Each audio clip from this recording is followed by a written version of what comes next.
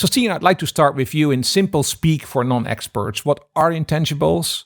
Why are they important? And what makes them different from the other one, which is tangibles?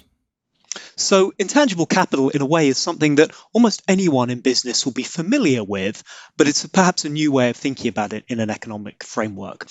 So capital generally, as we know, is the things that businesses, government, other people invest in. You spend money and resources to get them in the short term, and they deliver a benefit in the long term. So a piece of physical capital, for example, would be a machine or a vehicle or a building that your business is housed in. Now, intangible capital has that same characteristic of delivering value over a long period of time, but it's something that you can't touch or feel.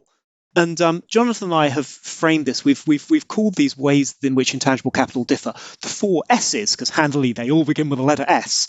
The first S is scalability.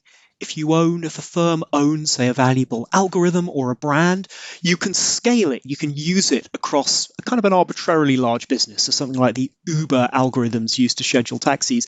The second S we call sunkenness. So economists often talk about sunk costs, and intangibles often have this characteristic of sunk costs, in that if a business goes bust, while its tangible assets can very often be taken over by its creditors or sold on for a decent proportion of their book value, intangibles often can't be.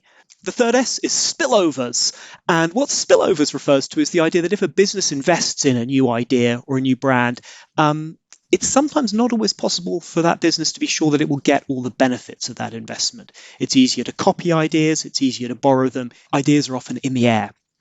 And the final S is synergies.